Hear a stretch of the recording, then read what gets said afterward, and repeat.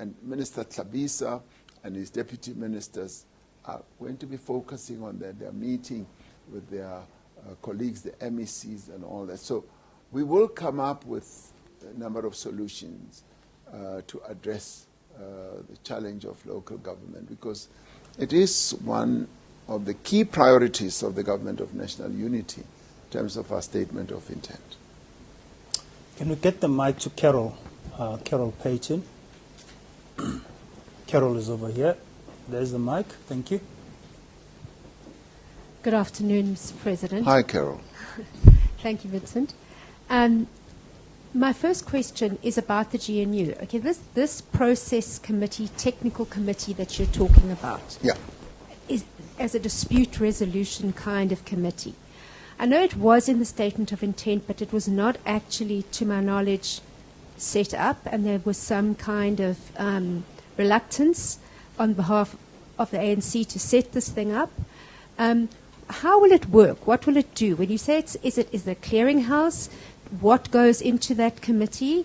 Does it discuss policy issues? Does it discuss issues that are going to be on the cabinet agenda? What does it actually discuss? And does everyone sit in it? Do all 10 parties, or is it 10? I think it's 10 now. Yes. Parties sit in this processing committee. I'll ask my other one afterwards. Thanks. Oh, you don't want to ask it now? No, I'll ask after this. After this. I may forget. That's good. She's very clever. Carol, yes. The processing committee is a committee that is going to process matters, not only disputes, but matters of importance that need to be discussed. And let me immediately hasten to say, it does not supplant cabinet, it does not supplant the clusters in government. It is a platform that allows Government of National Unity parties to discuss matters of importance. And of course, because we're right at the beginning, we still have to determine which type of matters should go there. Even as we met over dinner, some of the colleagues started saying, why don't we discuss security? Why don't we discuss this? But we then said immediately that some of those issues have to be discussed in the government structure. We should start delineating issues of importance to us. And one of those, for instance, would have been, Carol, once I took the decision to suspend 4 and 5 of the Bella Act, I took it upon myself to call them all. I tried calling them all. I didn't reach all of them because some of them were traveling in Russia and all over. I felt it behoved on me to communicate with my colleagues to let them know what my approach is going to, and my decision was on the Bella Act, so that they are not surprised when they hear it in the media. And those I spoke to were very appreciative, even if they were not part of the actual different view collective. So we will, as we move on, as we cross this river, we will feel our way on the stones and know which issues will be discussed there. And where there are going to be issues of difference and disputes, they will also be discussed there. But issues that have to be handled in government will be handled in government. So it's kind of difficult right now to say which issues. The good thing with all that is that it opens channels of communication. That, to me, is what's important, that we are able to talk about issues before they become big issues that can cause problems amongst us. There's nothing as good as communication and consultation, even at that level, because that tends to smoothen the way of getting approval, of getting agreement, even at another level, be it government level. So that is what will happen. If there are disputes, as there will be, through this processing structure, we will be able to handle those. Will all parties participate? Yes. Even those that are not in the executive will also participate, as they are part of the parties that sign the statement of intent. So there's going to be a very good balance when it comes to this. Sorry, this isn't my second question, but will the NHI be discussed there? It's not my second question. Well, let me say to you, the business community, Business Unity South Africa, written me a letter, and they have said, President would like to discuss the NHI with you. And I had a long discussion with the Minister of Health. And I said to him, we must never say to South Africans, we will not meet you, and we will not discuss anything with you. So anything can be discussed, because it is in discussing matters that you are able to find solutions. Those who say, no ways, I will never talk to you, always run into serious problems. So yes, the NHI will be discussed with business this coming week, and we will see what solutions or proposals are put forward. I'd like to hear their views, but I'm actually going to say, don't bring me problems, bring me solutions. And that is how I underpin my approach to problems even with ministers. I'm saying to them now, please don't bring me problems. I want solutions. And you can then categorize the solutions into various options. You can say, President, this is the best option, this is the medium one, and this is the worst one. And as you do that, cost them all. What is the political cost going to be? What is the economic cost? What is the social cost going to be? So that I have found to be one of the better ways of approaching solving of problems. So, answer your question directly, yes, it will also be discussed. Thank you. My second question is, I think we would agree that the economy is not going to grow unless we get mining right and unless we get internet connectivity and access to the internet right. Yes. But at the moment we've got a Department of Minerals and Energy that took 5 years to put together a tender for a cadastral system.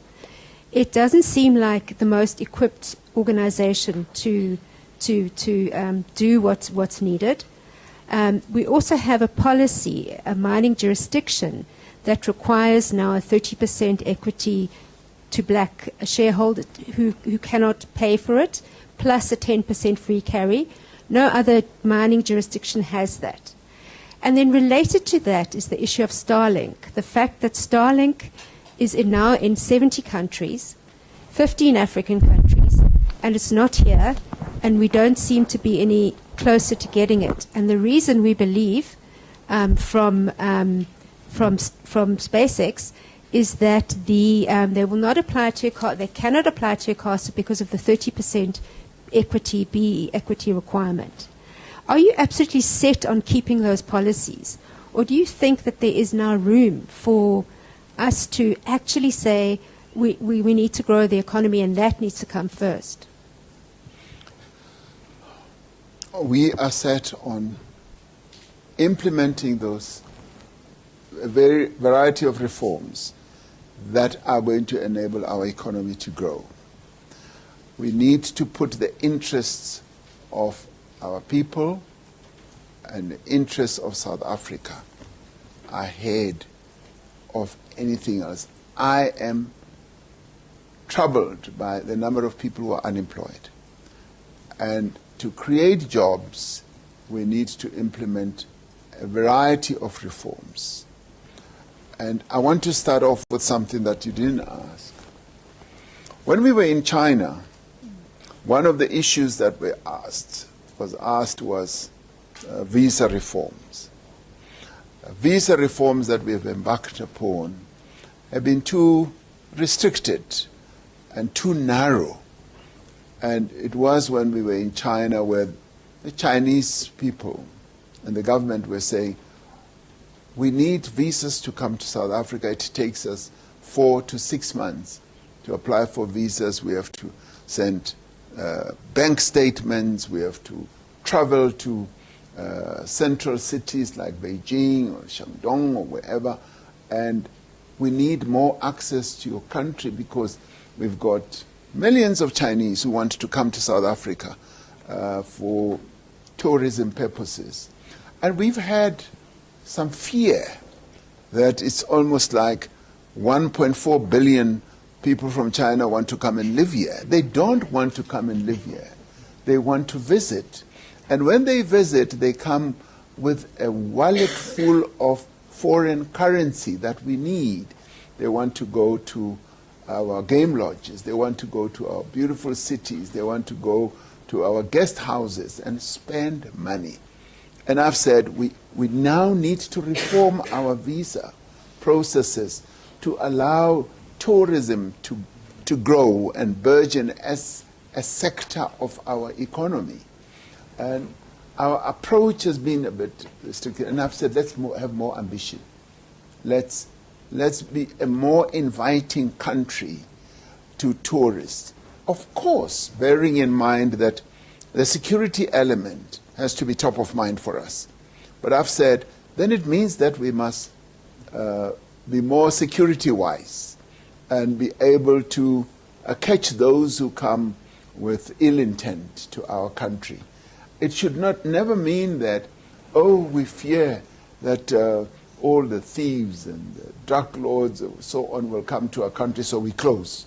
I said, we must now upgrade our methods, our ways of catching them, but allow more and more tourists to come to our country. Now, coming to mining.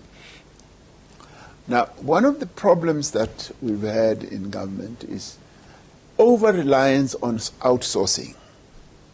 We want to outsource everything. We don't want to build capacity in the state.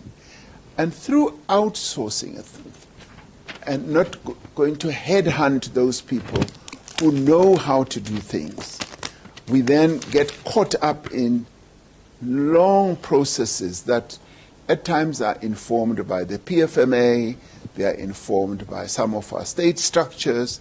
So the mining cadastral one was trapped in bureaucracy for the longest time, with our CETA saying, no, we are examining this one and that one, and it took a long time for that. And I've later said to the minister, why don't we see how this is done and do it better ourselves rather than just to keep outsourcing everything.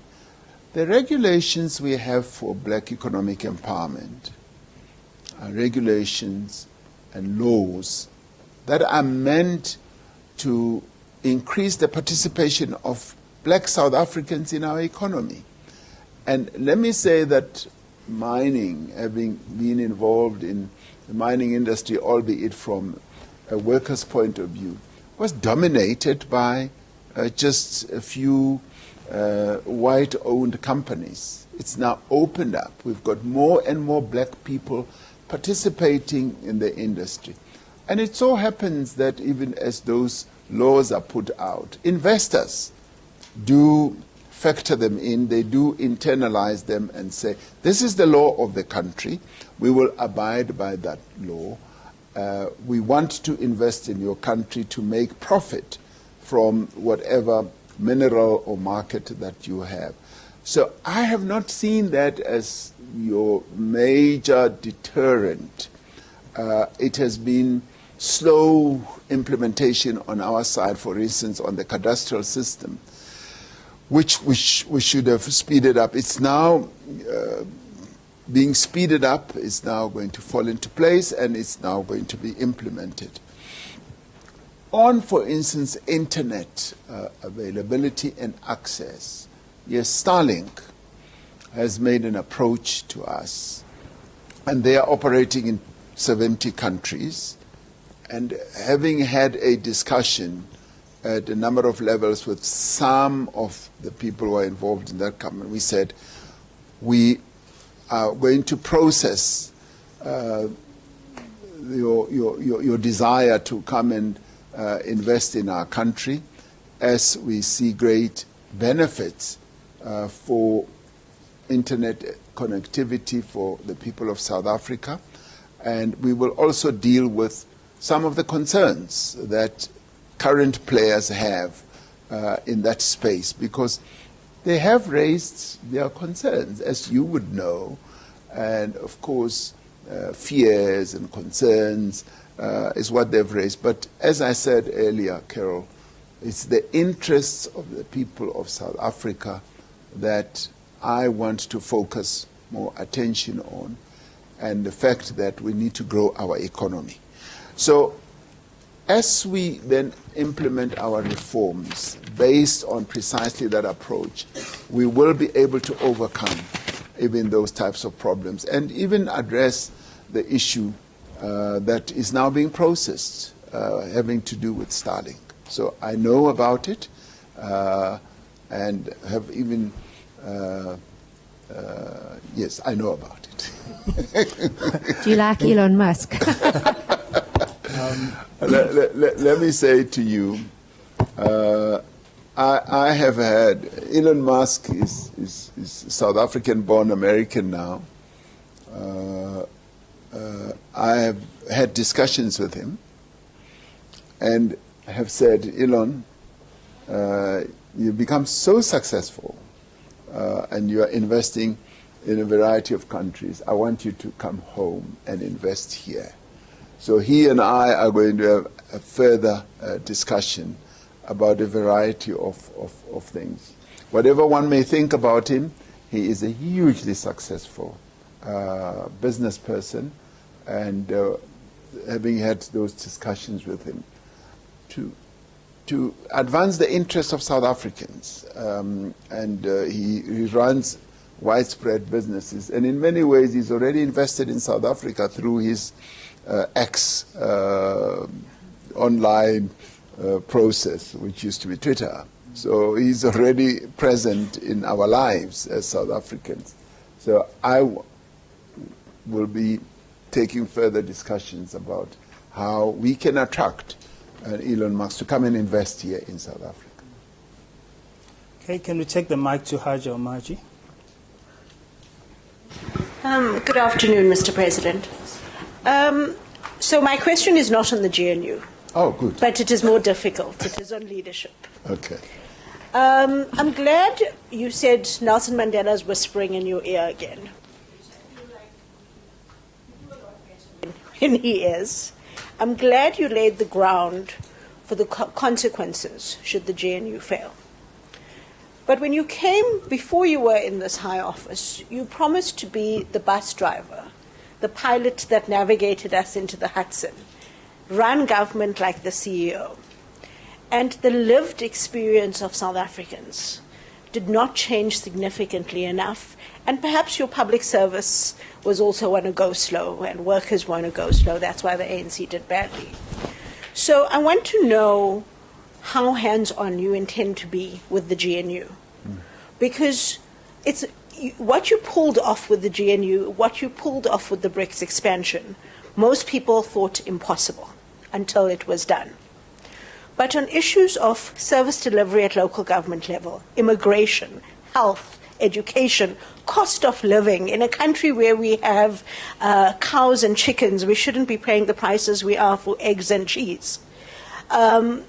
We need you to be hands-on on the issues and not just say, I've appointed a minister. Because even some of the business people I speak to, Mr. President, say to me, they still today believe you know the right thing to do, but you don't do it until the crisis has already done the damage. So I want to know what the way forward is in terms of your hands-on role. And then as an addendum to that, workers in the public service, I argued for some time before elections, want to go slow. Doing not every public servant, but from frontline officers, Home Affairs, SASA officers, schools, hospitals, they were still operating as though we were in COVID-19, or they were constantly offline. They were doing as little as possible. So how is the GNU going to succeed if you still have the same governance structure running it?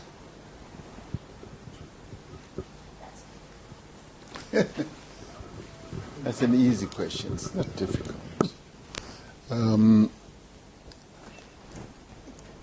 We now have a new political dispensation, or era, as it were, with the involvement of a variety of people from different political parties, many of whom have already started demonstrating that they are so enthusiastic, almost like new brooms, to sweep in a room, and their vigor is something that one is always in great admiration of.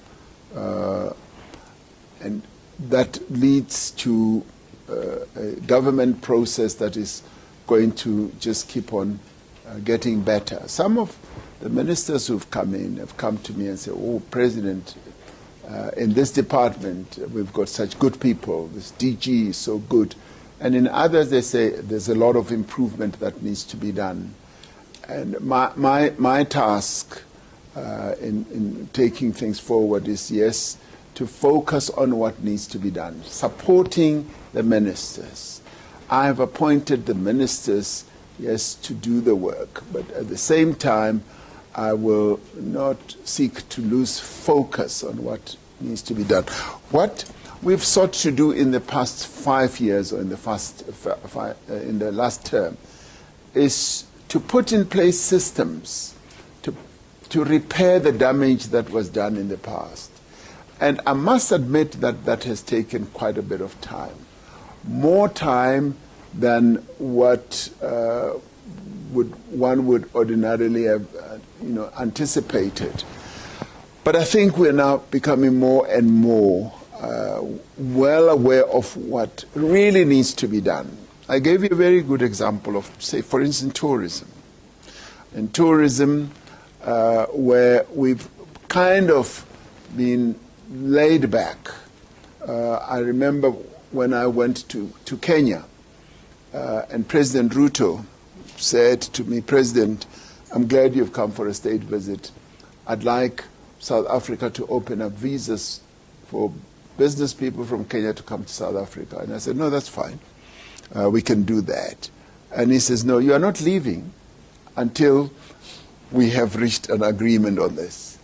And we immediately called our officials and said, "This must now be solved."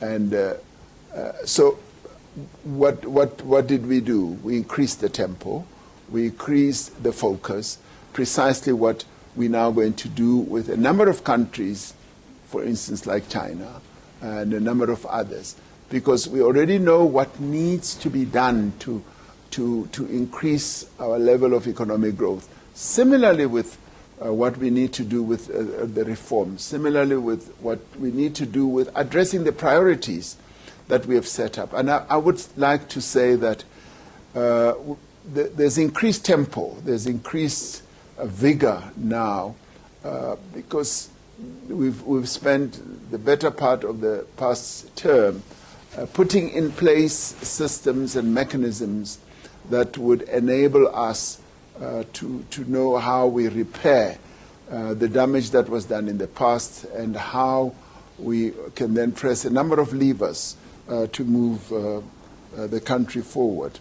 So we're going to be focusing on that. And I'm in a way blessed that I have a team of ministers who say that the GNU must be seen to be having a real positive effect. If we don't do so, the people of South Africa are going to judge us harshly. So infused with that type of approach, I do believe that we will be able to make progress. I firmly believe that. Can we take the mic to Shoba, Sunday Times? Thank you, Mr. President. He's too relaxed. I know that you said that you find the the non-attendance of the minister as an issue, but a minor issue. Yes. But aren't you worried that this might set a precedent for your ministers going forward? Like the question that the previous colleagues asked, give an impression that maybe you are not in charge of the situation. Thank you. No, I'm not concerned about that. I think we need to know that the issue of the Bella Bill has been a challenge, has been a challenge even from the party where she comes from. And I think if one puts that into context, one will understand. But I want to look at the positive. I want to look at the positive and say the minister has been unequivocal in clearly saying, once the president signs this bill, I'm going to implement it. And that, to me, is the bottom line. If the minister were ever to say, I will not implement it, then she'll be fired. Plain and simple. So, as far as I'm concerned, I then put that in context and say, non-attendance, yes, it's a matter of concern, but the more important issue for me would have been, I will not implement, and then I would fire her. Let's give the mic to Bronwyn, AFP. Bronwyn is over here. Hello, Bronwyn from AFP. Of course. As you said before, the GNU was reassuring for the international community as well as many South Africans. It's kind of early days, but already we've had this, issue which has been mass friction, really, which is disappointing. You said the consequences of this not working would be ghastly, but what are the tangible risks for South Africa of the GNU not working? My first question. The second question, if I can ask it now, the United States has said that it would support Africa having 2 seats on the Permanent Security Council, 2 permanent seats on the Security Council, without veto. What is your reaction to that, and how would one go about choosing those 2 seats? Thank you. A failure of the government of national unity would be quite ghastly for South Africa, because the emergence, or the establishment rather, of the government of national unity is what has lifted the confidence and the spirits of many in our country, and many that one speaks to say that we feel that we now have a direction to move forward. Prior to the elections, people were concerned about where the country was going to. Investors were holding back, and our economic growth trajectory seemed to be at a stall. But now, I think the government of national unity is able to open the valves, open many opportunities. So it's opened up great opportunities for the growth and the development of our country. And it is for this reason that I say the risks would be very, very high for the failure of the government of national unity. We therefore have no option but to move forward and consolidate the government of national unity and bring about stability. Now, the good thing, rather than focus on the negative, the good thing is that all the parties that are part of the government of national unity have reiterated and reinforced their commitment to the government of national unity, and they've even said, we are not leaving. We are staying with the government of national unity, much as they may vocalize areas of disagreement or discomfort on this and that issue. So that is what gives me confidence about the not only stability but the durability of the government of national unity. That is the best thing that we now have to move the country forward. Any other option, as far as I'm concerned, would really not work for this country at this point in time. The view from the United States about supporting 2 seats on the UN Security Council is to be welcomed. It basically shows that what we've been saying over years, that a continent of 1.3 billion people not being represented on an important structure like the United Nations Security Council, in fact, diminishes the important role of the United Nations. So that type of statement coming from the United States is to be welcomed. And of course, they underpin it by saying non-veto. And we've got already a number of countries that are members, additional members of the UN Security Council from time to time, and many African countries do participate on an ongoing basis.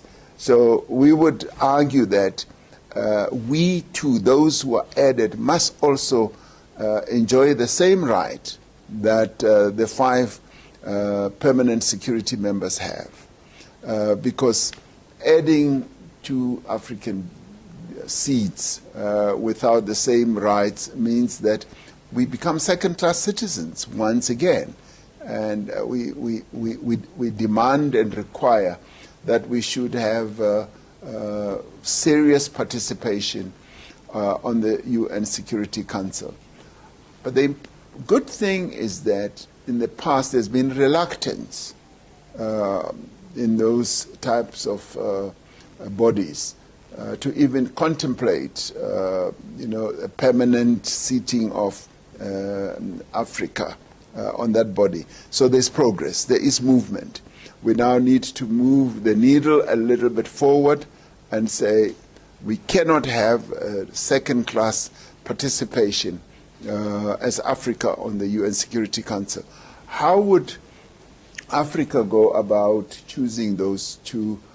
In the end, it's got to be an AU, African Union decision. So it's not for us as South Africa to vocalize that. It must be a decision that will be taken by the African Union, and we will abide by whatever decision is taken by the African Union. Slendile Bloomberg, she's over here. Thank you. Sanibona Sithembile Oh, Stembile, sorry. Morning, afternoon, Mr. President. The matter of the pressure on public finances, I wonder if you can weigh in on that. Previously, you said that cutting spending is not the solution, and obviously the finance minister was able to pull the rabbit out of the hat with GFECRA. But going forward, what really is the long-term solution, given that it is an ongoing risk? Can I ask my second question after your response, please? On which issue, Jen? I'm saying GFECRA, it was a once-off that was able to alleviate some of the pressure on public finances. Oh, yes. But what is your view on the long-term solution to alleviating the pressure? Well, we came up with this option, and we still continue to have a budget deficit. And it is this that we need to keep on addressing. And we are continuing to hope that our revenue base and our revenues will keep going up so that we have more financial resources to be able to fund what needs to be funded going forward. So it is a matter that we're continuing to address. We came up with a brilliant solution in the past period, and we're hoping that we will be able to find other solutions going forward. The second question then is on foreign policy. Obviously, you had the ICJ, Russia and Ukraine. There was a lot that was suddenly thrown away in the last administration. I wonder what your new strategy is for foreign policy in this administration. There's the chairship of G20 that's coming up, but there's also matters around reconfiguration of some of our trade relations. We are exporting so much raw materials and not getting much back from some of our trade partners. Can you just maybe weigh in on some of your thinking around that? I mean, Minister Lamula has been speaking a lot about the idea of economic diplomacy. Do you support that, and what does it look like? Thank you. Of course, economic diplomacy is the government policy approach on our foreign policy. We want to lay more emphasis on economic diplomacy, and he's already started what I see as a wonderful job of getting the economic ministers to meet and to see how best we can collectively, not only DTIC or himself, collectively foster and advance our economic policy, and that's where economic diplomacy comes in. And already colleagues on cabinet are enthused. They are really enthusiastic about this, and we're going to be focusing more and more on our trade dealings with a number of countries, and also capacitating our trade offices in various countries. For instance, when we were in China, some of the business people said, we are lacking capacity in dealing with a very big market, the second largest economy in the world, in China. We need the diplomatic offices that we have to up our game, to increase capacity, and increasing that capacity will mean that the economic departments need also to increase their own presence in those countries. You know, agriculture must do so, and not only trade and industry, but a number of others. And we also need to look at our trade agreements. We are going to be having another session with the EU. We were meant to have it last year. We're now going to have it either later this year or in the new year, to look at our trade dealings so that we can tighten up and deal with some of the challenges. For instance, we've got challenges now when it comes to citrus.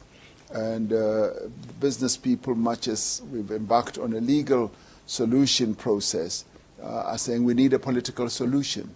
And the political solution will be found when the EU and South Africa have their own summit to be able to deal with matters that are germane to our economic dealings with each other.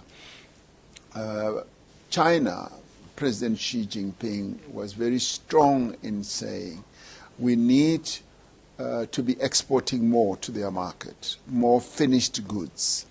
And he actually laid out a package for the rest of the continent, but being the most industrialized country on the continent, in the end, it is South Africa that is going to occupy that space of being able to manufacture more goods with the market that China is opening up more without heavy-duty tariffs or without tariffs at all, so that we can penetrate that market.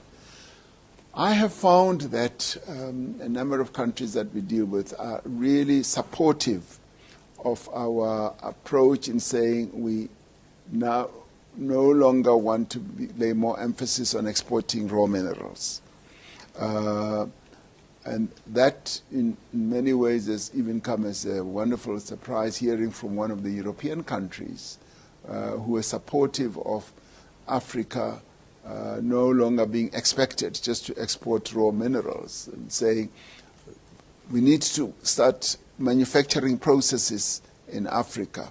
And in saying so, they were also saying that they would be willing to support that. So we need investments in processing the minerals, the raw materials that we produce. because that will move us up the industrialization chain. We will add more value to our raw materials or raw minerals. And that is a message that is beginning to gain currency. And we now need investors. We now need the private sector to realize that there will be a market for beneficiating our raw materials, and there are great opportunities. And of course, we ourselves have to do a lot. We have to create an enabling environment. And one of those is availability of energy. Because it's all very well to talk about beneficiating your minerals. If you don't have sufficient energy, you're just whistling in the wind. We also need to create a conducive environment for those who would want to invest in that type of sector, to be able to invest. So we need to be attracting investors. And that means that we really got to be more proactive. And this is the way that we are now going to be moving forward. Can you give the mic to Nelly Payton from Reuters? She's over here. Thank you. Thank you. Hello, Mr. President. Hello, Nelly. I'd like to ask you about BBBEE legislation. Yes. Both Minister Chow and the Commissioner Matona have suggested that the law needs to be strengthened since compliance is declining and every year there's more and more companies that just don't submit their reports. I'm wondering if you would support strengthening that law in some way, whether it's adding more incentives or some kind of penalties for not complying, and if that's something that the ANC could do in this context in which other parties would be sure to contest it. Yes. Yes, there has been lapses in enforcing the laws, not only on BE, but employment equity as well. And that has led people to have a sense that we need to tighten the laws and we need to compel companies to adhere. And I would say you need to incentivize them to comply and find ways in which we encourage them. I see these as enabling and empowering laws, and it is only when there's a total refusal and reluctance that you need to apply penalties. But in order to get companies to live up to what the law says, you show them the advantages. What are the real advantages? And in a way, when companies are shown that there are great advantages to comply with the law, they do. And when they are more alive to the penalties and the punishment, then they do tend to comply. So my take is where there's total refusal, yes, we need to tighten. This is so because really BEE, much as people continue saying, scrap it, do away with it, is standing our country in good stead because it is including more and more black South Africans to play a key role in the economy of their country. What we've had in the past has been really an abomination. It has been really terrible, where just a minority race has been playing the key role in the economy of our country. And the modern times that we are in, the democratic period we are in, means that we must move away and walk away from that type of era. And I'm finding that this has become an accepted practice. People are now more aware that there's got to be employment equity and black economic empowerment. Sometimes there are exceptions, and those are the exceptions that we need to apply penalties to. The general approach is that I had a meeting earlier today with a French company who said, the CEO said to me, you know, Mr. President, in France we have a law that dictates that ownership must be X amount by French citizens. And he says, what you are seeking to do here is not foreign to us. And I said, whoa, whoa, say it out loud on rooftops so that South Africans can hear it. Because these laws do exist in other countries. For instance, in China, they will say, come and invest in our country, but we want X percentage to be owned by Chinese. And in my view, that should be the done thing, because there's nothing wrong in participation in your economy by local people, by indigenous people. And this is what we are seeking to do. In our case, it's even much more so. I mean, France may have it as a nice thing to have. But in our case, it is existential for black South Africans who were completely excluded from the economy of their country. So it is about our existence as South Africans. And that's why we say it must be done. And we must drum the message in that this should be the done thing. Because it's nothing foreign. It's done in many other parts of the world, including the so-called developed countries. So I think on this one, we are unequivocal, unashamed, and very, very focused, because I've often argued that our economy has been almost like a car that has 6 cylinders that's been operating on 3 cylinders forever and a day. And it has not been operating at full throttle and at the full power that it can operate in. So we are saying, by having black economic empowerment, employment equity, you're opening the valves. And then you're going to be able to release the raw power that this economy can have. Because it must be good to have all people in a country to be involved in the economy of the country. And you look at it, it is almost happening on its own. Look at the market that is opening up. You know, in the past, many companies, even as they advertise things, used to advertise only through white models to a white, small market. And post-democracy, black people started exploding into the middle class, into a spending class. And they started living up to it, because now your adverts now speak to the market that they now see. And we say, you cannot just want to exploit that black market. You've got to be prepared and willing to get that black market to be the productive side of your market. The productive side of your economy. They must be involved in not only participants, they must manage your economy, they must be equity participants in your economy. And on this, we don't turn back. On this, we move forward. It's an existential challenge and problem for us. So it must be done, and it will be done as we move forward. Natasha, Financial Mail. She's over here. Thanks, Vincent. Thank you, Mr. President. My first question relates to the GNU, but more provincially. The Gauteng province, which is the heart of our economy, it's the biggest population in the country. It's currently been run by a minority government. We've seen the instability in our various metros in the province due to coalitions, unstable coalitions.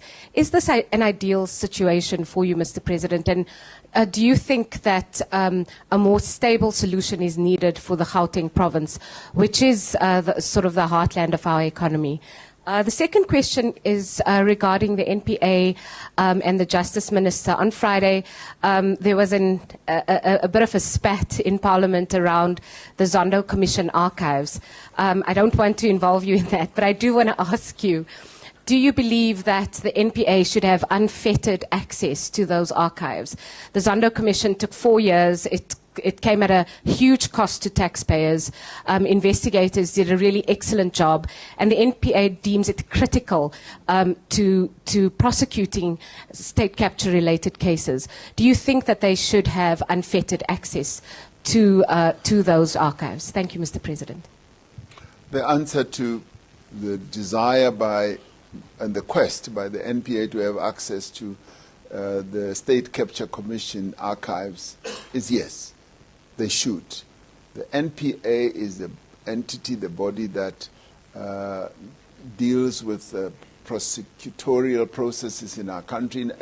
In order for them to do so effectively, they should have access to sources of evidence that they can tap into. So the nation paid a lot of money to get that information on the table in their files, and therefore there is no reason why they should not have access. What the people of South Africa want is to see justice done, and they want to see follow up on the State Capture Commission processes, and so therefore we need to empower and enable the National Prosecuting Agency to be able to have that information and be able to follow up cases.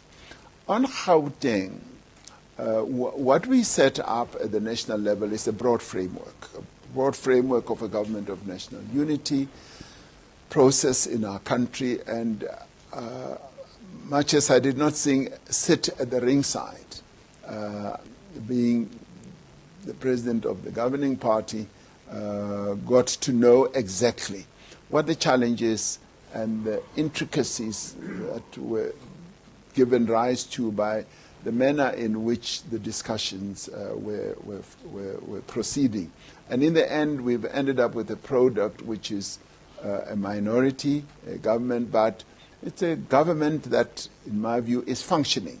Premier Lessufi and his colleagues have put together a government that is able to take the province forward, focusing on the priorities of the statement of intent, the government of national unity. So I don't see much of a contradiction there. And of course, along the way, if parties can find their way clear to seek to participate, to strengthen that government, of course, that will be welcomed.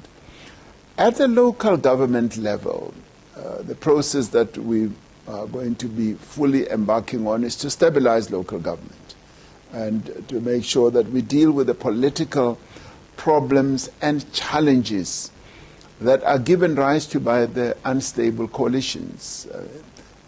Number of coalitions that have been put in place have either been unstable and they have not been as effective and efficient as they should be in dealing with the challenges of our people, particularly service delivery and all that.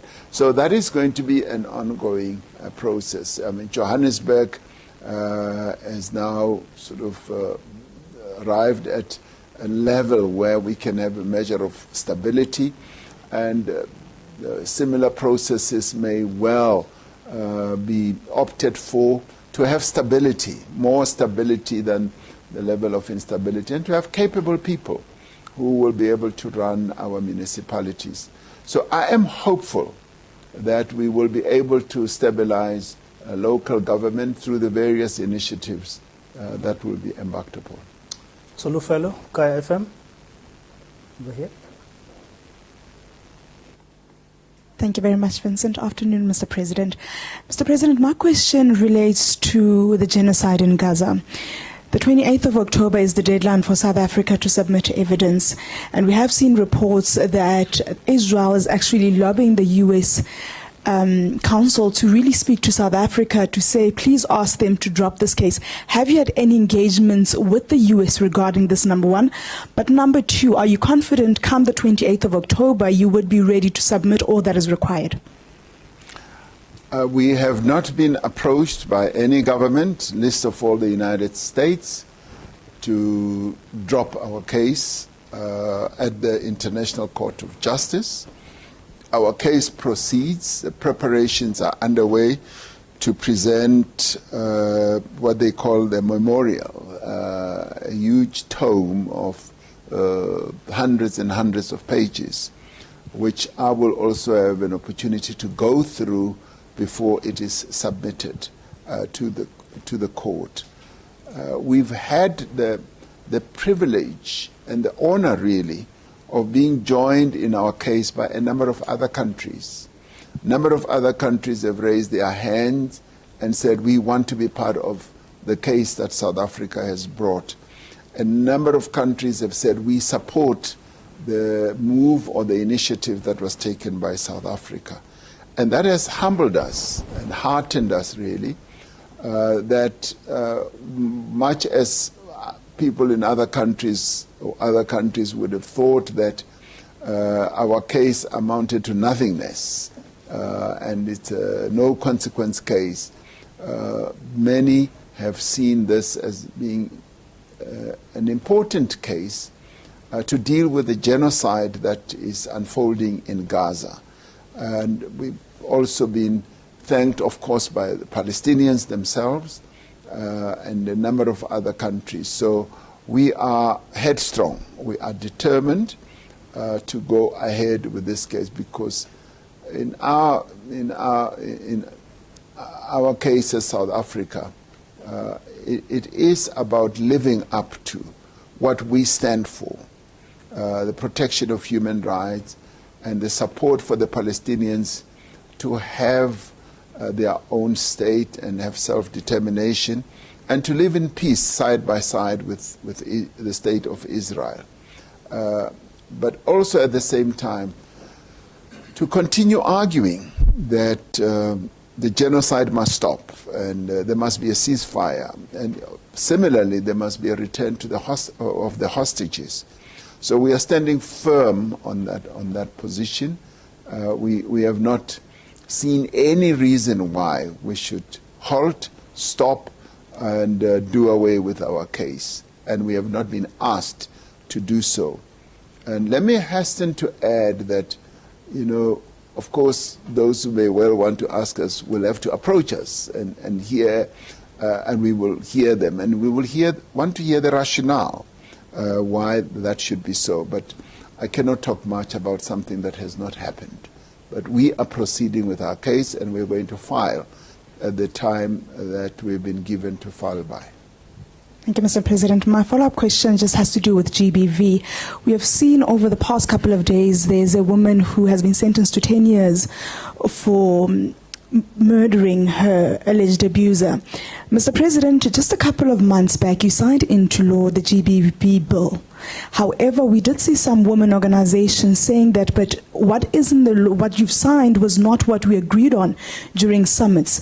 Mr. President, can you give confidence to the people of South Africa to say, I am dealing with GBV in this country, and women and children be rest assured this will come to the bottom of? Well, I do not want to be like another leader in the world who says I'm the best in this, I'm the only one who does this, but I'm one of those leaders who has spoken the most on gender-based violence. It's been a top-of-mind topic for me, and in nearly every speech that I give, I do talk about gender-based violence and call upon men in South Africa to respect the rights of women and to stop the dastardly actions that they commit against women. And I have engaged extensively with the groupings that represent women in our country, and have also encouraged men to sign up to the pledge that I signed on Women's Day in the Northern Cape, where men should pledge that they will never raise their hands against women, they will never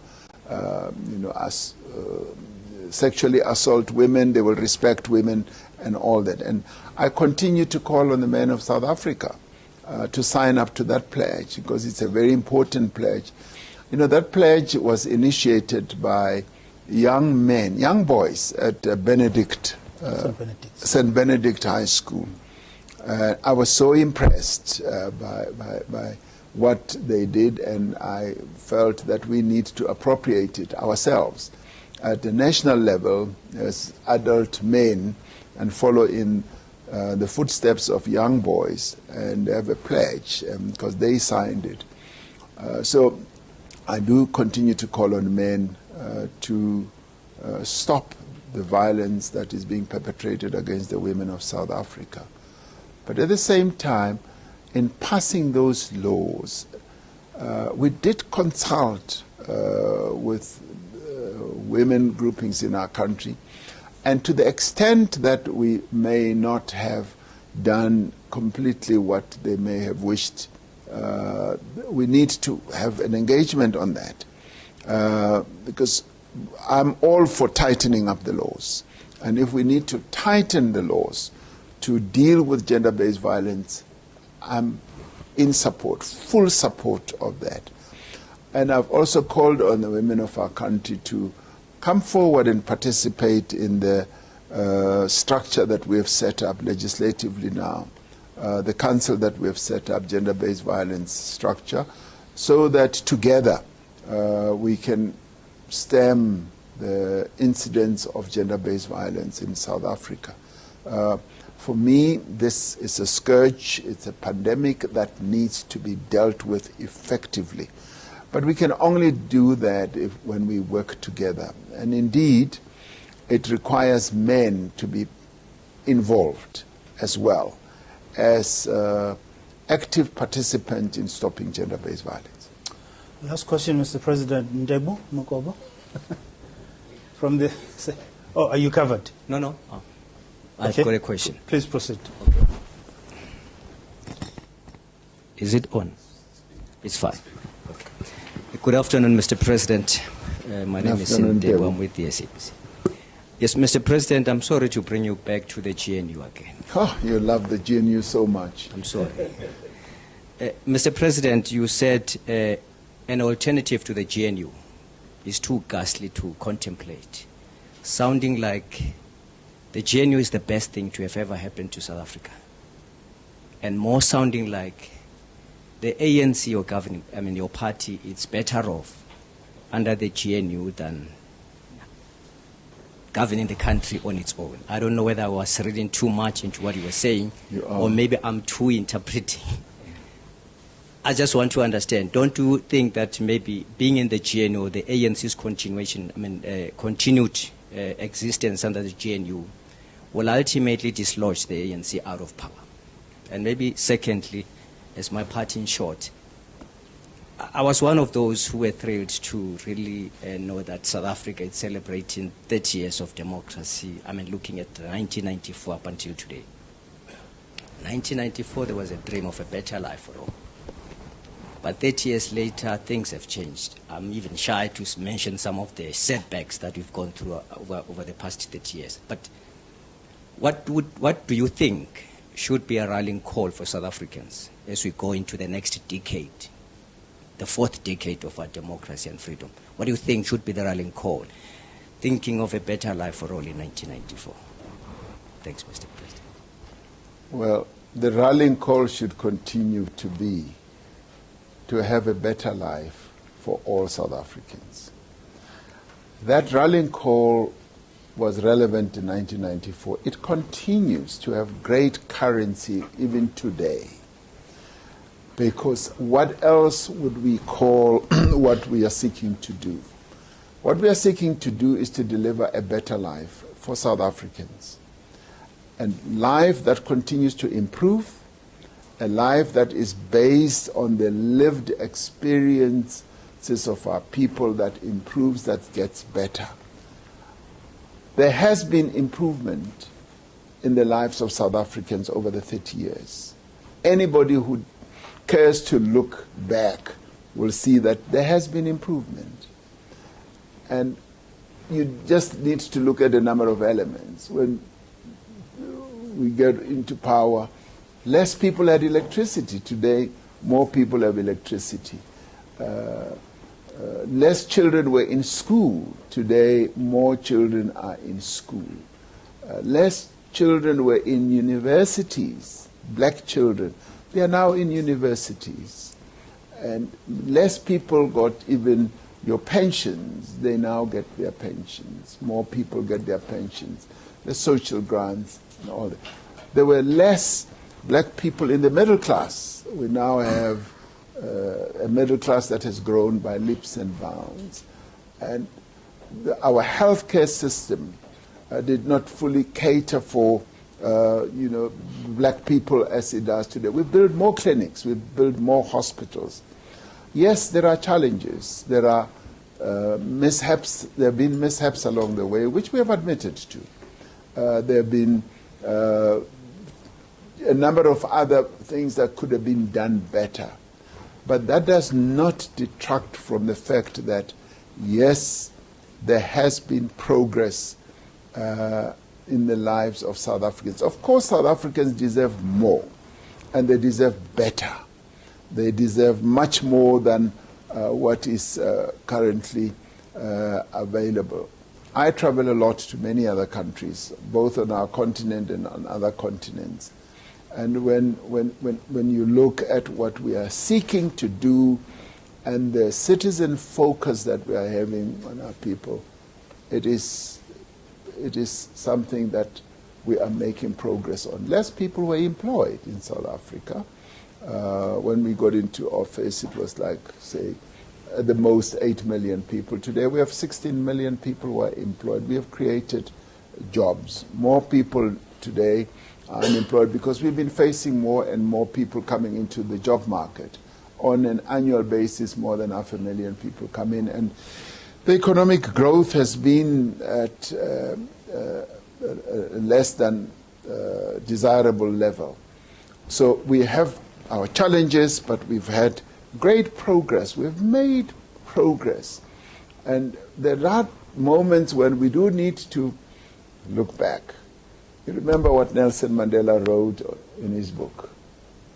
He ends his autobiography by saying, this has been a long road to freedom. I've traveled long and far. I've climbed hills, and now I sit on top of a hill, and I can look at the vista, the beautiful vista around me. But lo and behold, I still have to climb more hills. And he says, I must set on my journey and go and climb the other hills. And this is the story of our life. We've climbed some hills where our people were really living in terrible degradation. We've been able to climb some hills, but we still have more hills to climb. We still need to summit some hills to deliver a better life to our people. So it's a continuous quest to make sure that South Africans lead a better life. We are not yet where we want to be. But believe you me, my dear brother, we are on that journey. We have embarked on that journey. And the GNU gives us a greater opportunity to be able to also get there. Now, we need to remember that the ANC was disappointed with the outcome of the elections. The ANC has been the sole governing party, bar the inclusion of one or two parties along the way, for the 30 years. And 30 years later, the people of South Africa said, no, we are not going to give you the outright majority. In fact, what this meant for us, as we interpreted it, it meant that we've got to work with other parties. So this is precisely what we have done. Am I concerned that this is going to reduce the ANC, forever? No. I do believe that the ANC, in dealing with its own challenges, with the challenges that it has faced, will recover and will gain momentum. And in the end, of course, all parties will compete for the vote of the people of South Africa. So it is really up to the people of South Africa, as it was up to them in the 29 May elections, to choose the party that they want to represent. But in the end, the ANC still managed to get the higher votes than all other parties. And it is on this that the ANC is able to base its confidence that by doing things right, by even working with other parties, it will be able to deliver a better life to the people of South Africa. And so therefore, the government of national unity now gives all of us the best option of taking this country forward. This is the best that we could have of 10 parties. And now the beauty of it all is that it's 10 parties working together. And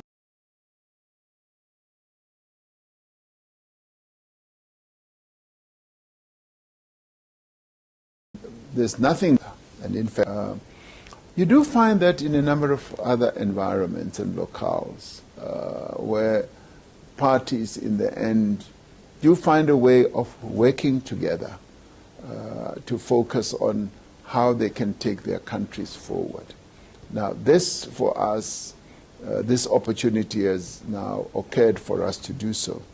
And this, the GNU is the main show in town. And we must take this country forward through the GNU. And the doubters will forever be there, like you. They'll forever be there, but our task is to be on this caravan and be part of this caravan that is moving and taking the country forward. And as the caravan moves, often if you go to the desert, you'll always find that there are those who are running beside it and saying, stop and please, we want to divert you and derail you. But this GNU caravan is moving on, my brother. It's moving on to improve the lives of South Africans. Mr. President, there are two ladies that I'm scared of, and they're intimidating me. Is Carol one of them? They won't let me leave the Union building. So I'll start with Lizega, who hasn't had a chance.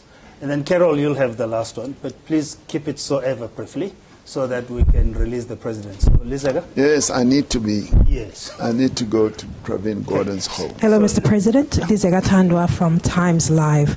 Mr. President, I know we've labored on this point around the Justice Minister and VBS. Oh, yes. But given what has happened, what is your perceived rather, do you perceive that? Do you not perceive that there is a conflict of interest which has risen due to this loan issue? And does it not? Do you not think that it imposes on you to take swift action to conclude this matter? My second question is whether the door is still open for other parties to join the GNU, for instance, the EFF and MK party. And Mr. President, my last question is around SOEs. There's been a debate in the past around your office holding so much power and taking so much, and you taking so much power to your office. And now we have this bill that is going to Parliament around a holding company, which will be, according to the bill, will be also vested with you. We know that your party has a penchant for releasing or recalling presidents very early. And given that, Mr. President, you have a limited window and you have a limited time, legitimate or not, there is someone who's going to come after you. Do you not have any fears that this leaves us, it would leave us to a point where we could have a reversal to state capture when someone comes after you, succeeds you? And also there's been talk about parliamentary portfolio committee in terms of holding the presidency to account. What is your perspective on that? Sure. Yeah. It's exhausting. So many questions. Do you want to raise yours? Okay. Yeah, Carol, Okay. you can go. Yeah. All right, it's a quick question and a quick answer. Stay and I were just discussing before we came in here, how long has the president got before the business confidence fritters away? I mean, we had Ramaphosa, there was a huge spike in business confidence, and yet you played the long game and it didn't, and the Ramaphosa dissipated. How long do you think you've got now before you have to start showing results? Okay. 6 months, 12 months, 5 years? Thank you. Yes. There you go. On the issue of the Minister of Justice, I'm attending to this matter. I've now received the report and everything else, which I'm examining. So that issue is being addressed. And I've asked for time, space, so that I can apply my mind to all this. I asked the Minister to give me a report, which she has now done. And so that matter is being addressed. The issue of other parties wanting to join the GNU, when the negotiations ensued, we did say open to discussions with other parties. And in fact, the ANC was the one that really led the process in inviting parties. And all parties were spoken to without any exception.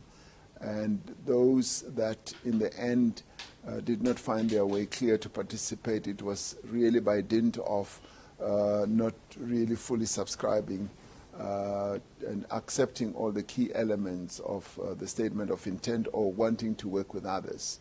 So those that did come in also a bit late, in the end, as we constructed the GNU, particularly the executive, we had run out of time and space, so they are part of us. In the legislatures, we work well together, so that is to be welcomed.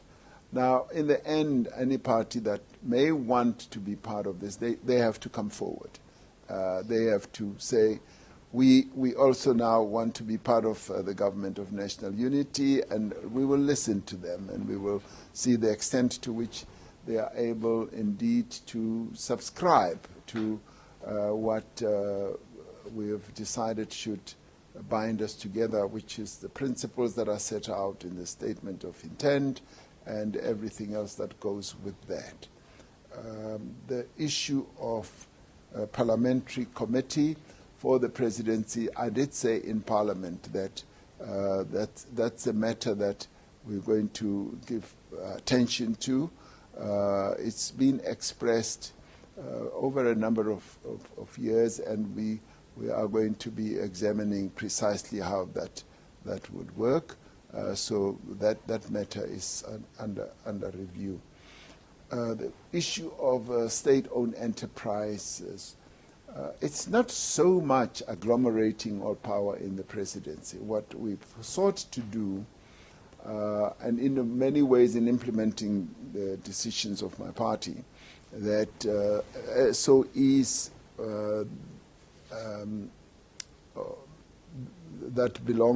that have policy accountability to ministries should revert back to their ministries, which is exactly what we have done. For instance, we had Transnet in the Department of Public Enterprises, but we have a Ministry of Transport which sets policy. We have said that it will revert back.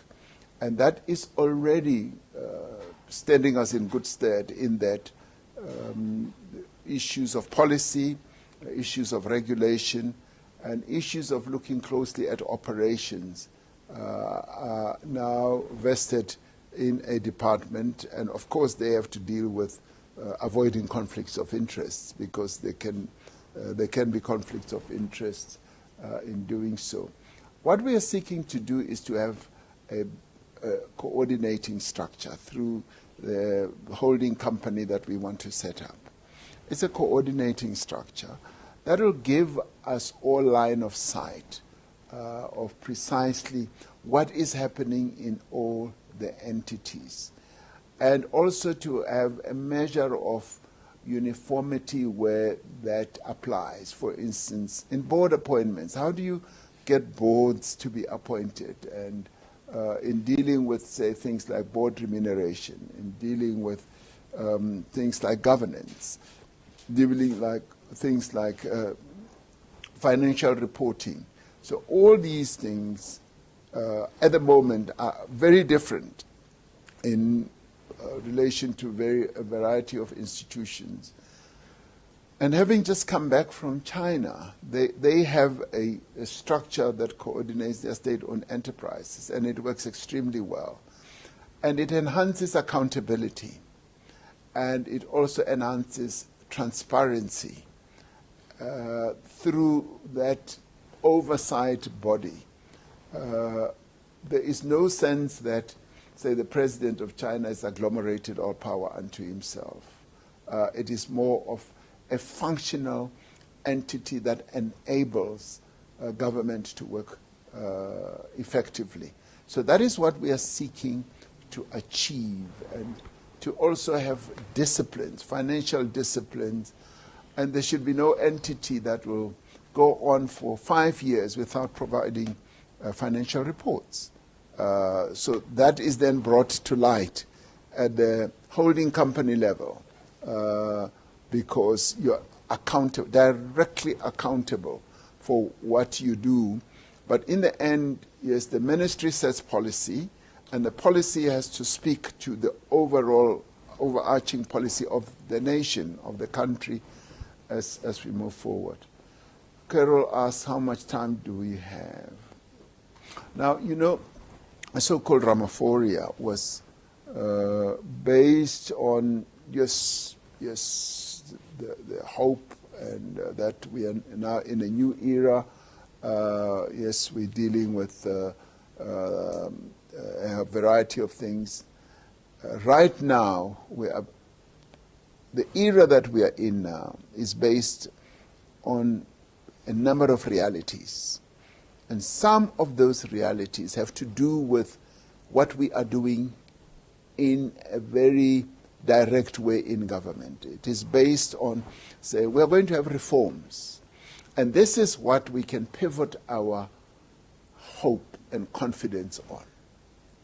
And this is why I say involving the private sector, involving labor, involving government in the areas that we are working on forms a very big and important pillar of infusing confidence and hope. It's not based on just hope without substance. Now we can have confidence and substance that is based on things that are being done with good effect. And what are those things? The hope that we are going to position our economy in a much better way is based on what we are doing on electricity reform. Because electricity or energy drives the economy of any country. So we are reforming that. So it's something that's real. It's a real pillar. We're seeing improvement. Now, anyone who would want to invest the first question they would ask is that, is there energy sufficiently in that country for me to drive my factory operations? So what we are now doing in reforming our energy sector is a pillar, a strong pillar on which people can invest hope and confidence. And what we are doing, for instance, in logistics, is another important pillar that is going to lead to strengthening our economy. As we say, we want to improve our harbors, our harbor operations, and we're going to bring in the private sector to have concessions and be able to run certain aspects of our harbors.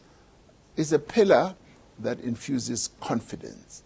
So it's not empty confidence, it's real confidence that people can pivot this broad confidence on. And for that reason, I believe that this confidence will keep growing as we implement our reforms. Because they are not reforms that are just happening in hidden corners. They are reforms that are being done with the participation of all. I meet business every 6 weeks. Not business, I meet the working groups rather, every 6 weeks. And they report to me the progress that they are making. And they all scurry around and say, we need to do work in this work stream, and that work stream working together jointly, because we are going to report to the president. And when we get to the president, we must give a good report. So when they come, of course, together with others, I then examine the progress that has been made. And everybody is encouraged to have made a great deal of progress. In examining that, I said, no, but guys, you are not hitting the mark here. We are not going to get this economy moving without moving the tonnage that we are putting through our rail system. Without moving it to a higher level, we are not going to. So go back and make sure that we improve the tonnage. Now, what does that do? It gives people, a task. It gives them something to do. It's not just empty. It's focused. And you were saying, hands-on. This is part of it. I'm working with people who know what the expectations are, and they must work on that. And on this, one is quite firm and hopeful that we are going to turn things around. In the past 5 years, we dealt with the vestiges of state capture, and we were putting in place systems and mechanisms, and I believe we're moving out of that. We're beginning to put things right and correct what was done wrong, but it's going to be a process of implementing those reforms and making sure that things do happen. For instance, on water, we set up a team and they came, reported, and I said, how long does it take to get a water license? It used to take 3 months and more, much more. No, not 3 months even, years. I remember because, I know, I put that's another story. But it used to take years just to have a water license. And I sent them back and I said, no, we cannot accept this. Go and find out why it is taking so long. We need to correct this. And they went back and they worked through, and that was almost like bashing heads together and saying, go and work. So it was private sector people, people in the department, and so on and so on. Finally, they came up with a solution. They said, Mr. President, we can do it in 57 days. And I said, wow, that is great, but I'd still like to see quicker action. Because sometimes things sit on desks for the longest time, and you don't even know why. People just take too long to get things. One of the things we want to do is to now move on to digitizing our government system so that we have a way of having a broad look at everything that's happened from a digital point of view and be able to ensure that we get things done quickly. So, Carol, is it 6 months? Is it more? I think with action that we are taking now, people will see that things are beginning to happen. And the consultative approach that I'm accused of, and I've been accused and condemned forever and a day, is paying dividends, because it is when you get people to work together that you are able to make progress. And that's why we're making progress. Even on things that seem intractable, like Bella, like NHR, we will make progress because we're going to get people to meet and to work together and to find solutions. That is my story. And I'd like to thank you for being here. Thank you very much, Mr. President. Colleagues, that brings us to the end of this conversation with the President. President, they're indicating they want to go and do things they do on Fridays. Which is? Which we won't declare. Thank you very much, Mr. President, for your Thank you. time. And colleagues, thank you very much for a very meaningful conversation. Until next time, which will be soon, I hope. Thank you. Yes. Yeah, they don't have time to meet me. So I have all the time, so I'm always ready.